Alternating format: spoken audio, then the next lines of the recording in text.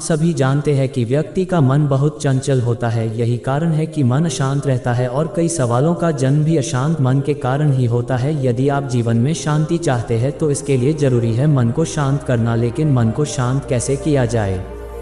गौतम बुद्ध से जुड़ी इस कहानी से माध्यम से आप जान सकते हैं कि मन को शांत करने का क्या तरीका है। इसमें भगवान गौतम बुद्ध द्वारा मन को शांत करने के आयामों के बारे में बताया गया है। तो चलिए जानते हैं इस कहानी के माध्यम से, जिससे आपका जीवन बदल जाएगा।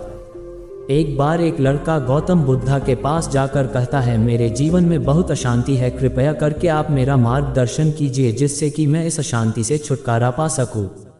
गौतम बुद्ध लड़के से जीवन की अशांति का कारण पूछते हैं। लड़का उत्तर देता है, अत्यधिक विचारों के कारण मेरे भीतर बहुत सारे विचार आते हैं जिससे मेरा मन अशांत रहता है। बुद्ध मुस्कुराते हुए कहते हैं, ऊपर आकाश की ओर देखो और बताओ तुम्हें सूर्य दिख रहा है? लड़का ऊपर देखता है और कहता है कि धूप दिखाई दे रहा है। बुद्ध उससे पूछते हैं कि अगर तुम लगातार धूप में खड़ा रहोगे तो क्या होगा? वह कहता है कि मुझे अत्यधिक गर्मी लगेगी और शरीर में बेचैनी होगी। बुद्ध लड़के से कहते हैं कि अगर धूप में खड़े रहने से तुम्हें गर्मी लगती है तो इसमें दोष किसका है, सूर्य के ताप का या तुम्हारा? लड़का कुछ सोचने के बाद कहता है, इसका जवाब आप ही बताइए।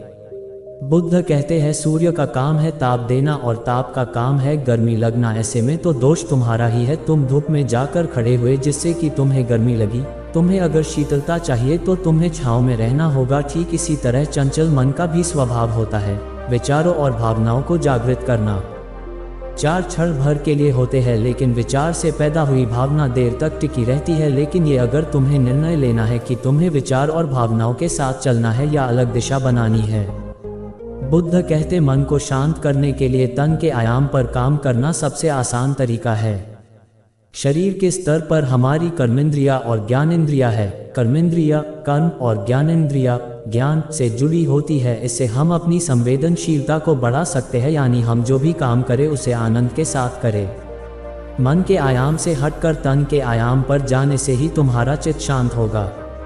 ऐसा करने से तुम मन के आयाम से हटकर शरीर के आयाम पर आ जाओगे, ठीक उसी तरह जैसे तुम धूप से हटकर छांव में आ सकते थे। मन के आयाम से हटने पर तुम्हारी जागरूकता तन पर आ जाएगी।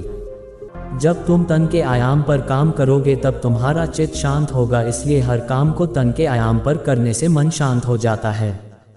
लड़का बुद्ध से कहता है, अपने भीतर के शोर को कैसे सुने?